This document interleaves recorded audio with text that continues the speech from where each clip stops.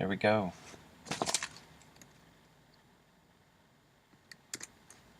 Where am I? There we are. So this is The Young Nation. I'm going to be talking about the Monroe Doctrine and the beginning of the Jacksonian era. Before I start, that painting in the background is by a man named Albert Bierstadt, and he is from the Hudson River School. They were a group of artists who were prominent in the early 1800s, mid-1800s, who portrayed America as wild and new and natural, kind of a paradise. And you see that very light-filled, almost heavenly aura about the painting in the background. That's actually Yosemite out in California. We'll talk a little bit more about the Hudson River School on another day, but just wanted to point out that painting. All right, where are we? We are in the Young Nation. We have been figuring things out, and we are on the very last item, the Monroe Doctrine. So if you want to be interactive, you can think through, okay, what did we actually figure out in these first 7 things? That is something you should be capable of doing. Once I finish the Monroe Doctrine, I'm going to piggyback onto that, the beginning of Part B, the era of the common man. I'll get to that later. So here's the Monroe Doctrine. That in the background is a picture of President Monroe. Might take a moment to see if you can remember the presidents leading up to him. So why don't you pause the recording and see if you can write them down. I'll wait. Actually, I'm not going to wait. You can pause it. So if you go by the year, 1789 to 1796 was Washington. 1796 to 1800 is, of course, John Adams. 1800 to 1808 is Thomas Jefferson. 1808 to 1816 is James Madison, and the Monroe is president for 2 terms as well, 1816 to 1824. Those are the first 5. Background of the Monroe Doctrine. This is a foreign affairs thing. It's that in the early 1800s, most Latin American nations are either independent or are about to become independent from their mother countries of Spain and Portugal. And the U.S. is actually afraid of that other European countries are going to swoop in to the void and stir up trouble and try to recolonize them. So Monroe issues a statement. It was actually drafted by his Secretary of State, John Quincy Adams. In the statement, Monroe draws a distinction between the old world and the new world. The old world is tired and has its monarchies and its old ways, and the new world is young and energetic and democratic. Those, by the way, are some of the qualities that were portrayed in the Hudson River School paintings. So there you have it, the Western Hemisphere and the Eastern Hemisphere. America, under Monroe, promises to stay out of Europe's affairs, just as our good buddy George Washington had said, not our problem. But in return, America tells Europe they need to stay out of the New World. Whatever colonies you still have, you may keep, but no new interventions. They're actually supported in this by Britain, which is kind of interesting. Even though we just were at war a decade earlier, this is the beginning of cooperation between America and Britain that is going to, in the 1900s, blossom into a full-out alliance and kind of a special relationship, it's called, between Britain and America. The practical effect at the time is basically nothing. It's like a little tiny kid at a schoolyard saying, hey, you big kids, leave us little kids alone. America is too small and inconsequential militarily to actually threaten the European nations at all. However, because Britain supports it, and Britain has that strong navy, the European countries do kind of stay out. So if it doesn't have much practical effect at the time, why does the Monroe Doctrine matter? It matters because it ends up having symbolic value. The U.S. stakes out a claim that it is our zone, the Americas, both in North and South America, and that Europe needs to stay out.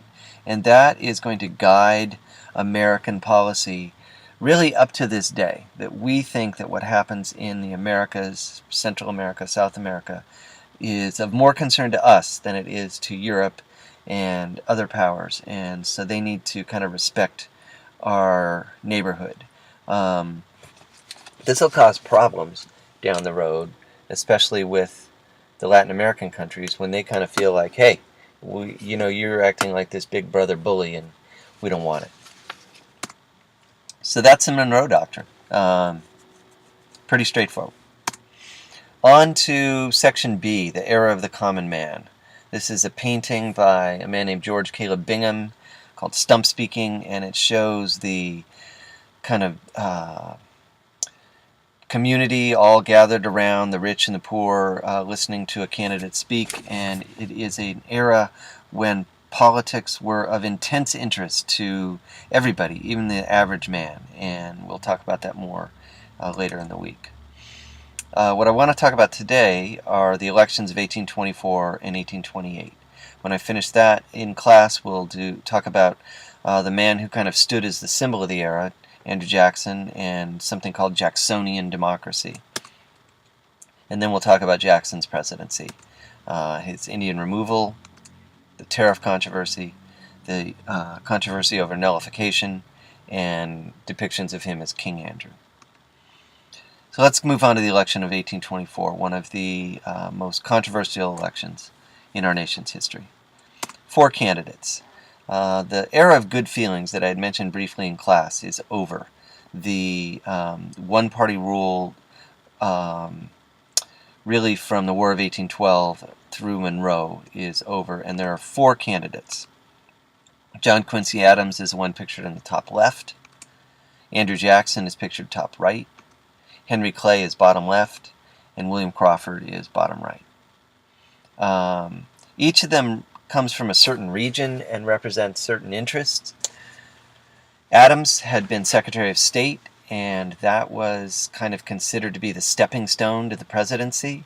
Monroe and Madison and Jefferson had all been Secretary of State prior to being president, so a lot of people thought he should get it. Clay, down on the bottom left, is the Speaker of the House and has a lot of support. He is kind of the leading politician, and many people thought he should be president. Crawford, bottom right, has popularity in the South and kind of represents Southern interests, so they want him. And Jackson is a wild card. He has never held political office. That's not true. He has not held much political office. He is a war hero. He is the hero of 1812 and other battles, and is seen by some as a strong leader, and he's seen by others as a wild man, completely unfit for the presidency. So he will be the one that causes all the trouble in the election. With so many candidates, it's hard to get a majority of the votes, so it's going to be a rough election. Here's the popular vote. We're going to switch colors on these slides, I apologize, but John Quincy Adams gets about 31% of the popular vote. Andrew Jackson in red gets about 41%. Clay and Crawford and other split smaller percentages. So based on these results, who should be president? Why don't you put down your answer in your notes now. Let's move on. Here are the electoral votes by state, and you can see this is actually a pretty important map because it shows these are where the states are at the time. We've spread westward. In the South, Alabama, Mississippi, and Louisiana have become states. In the upper west, you've got, Tennessee, Kentucky, Ohio, Indiana, even Illinois and Missouri have become states. A lot's happened. And you can see from this that there are huge regional contrasts in terms of which candidate the various areas support. So in orange is John Quincy Adams, and he's really only popular in the Northeast. He gets New York, and he gets New England. But there are a lot of people up there. And note that the different states, because they didn't all do winner take all. Some of them split their votes back in those days. New York split its votes. Illinois, Louisiana split their votes. In green, Crawford gets a couple of southern states. In yellow, Clay gets the western states. He's really a candidate of the West.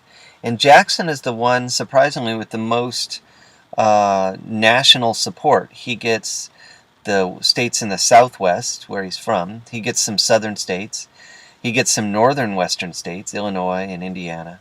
And he even gets some mid-Atlantic states, a lot of them, New Jersey, Pennsylvania. He gets Delaware. He gets Maryland, that's a southern state. So he clearly has the most national support. We're at 10 minutes, 30 seconds. I got to move here. And then here is the electoral total. 261 electoral votes, 131 for a majority. Based on these results, who should be president? I'll give you a second to put your answer down. Well, you guessed it. What's the next step when you're faced with that? That's right. It has to go to the House of Representatives. So the top three move on. So that means who's out? That's right. In blue, Clay is out, just barely, even though he got a lot of votes. Electorally, he doesn't take many states. Who's in control of the House, though? That's an interesting question. Oh my goodness, ironies of ironies. It's Henry Clay, Speaker of the House. Clay thinks Jackson is dangerous, unfit to be president. He's a wild man, so he supports Adams. The House eventually, because of Clay's power, chooses Adams, so Adams becomes president. It's the first time in history that the person who gets the most votes in the popular vote or the electoral vote is not president, because Jackson, while he got the most votes, didn't get a majority. Here are the repercussions of this election. The controversy does not die. On the left, by the way, that is John Quincy Adams, and on the right, that is Henry Clay, the young Henry Clay. Jackson's supporters are outraged. They feel cheated and betrayed. Then Adams names Clay as his Secretary of State, really because he thought he was the best man. But Jackson's supporters bitterly complain of a corrupt bargain, and they believe that Clay has sold the presidency to Adams in return for being named Secretary of State. 4 years later, Jackson supporters go all out to ensure Jackson wins. It is the birth of true political campaigning. So it's the election of 1828. It is sometimes called the bitterest campaign in American political history. Of course, we said that about a previous campaign as well. Go ahead and put down what one that was. Adams supporters are especially hard on Jackson's wife, Rachel. But that's not all that is true. The accusations against the two candidates are crazy. Adams had been an ambassador to Russia at one time, and Jackson's supporters claimed that Adams had procured women for the Russian Tsar. Yes, they actually accused him of being a pimp. Adams supporters said that Jackson had murdered people. He had had some militiamen executed for desertion, and so they said that it was basically murder because there was no trial. And Jackson had a wild life, by the way, and at one point he ran off with his true love, Rachel, even though she was still technically married to her first husband, Donaldson, and so they accused him of cheating and her of bigamy, being married to two men at the same time. They were pretty nasty. The popular vote, Jackson wins easily, 56% to 44%. The electoral vote, Jackson wins easily again, 178 to 83, and he becomes president. There is a tragic side to this, though. Grief with victory. Shortly after the election, Rachel died, and Jackson he was bitter, never forgave his opponents, felt that the strain of the campaign and all the hard news broke her heart and it essentially killed her. So that is going to be the end of our lecture. Congratulations, everybody. I hope you enjoyed it. I will see you in class on Wednesday with your lecture notes. And how do I stop this? Oh, right here. Sorry. Bye-bye.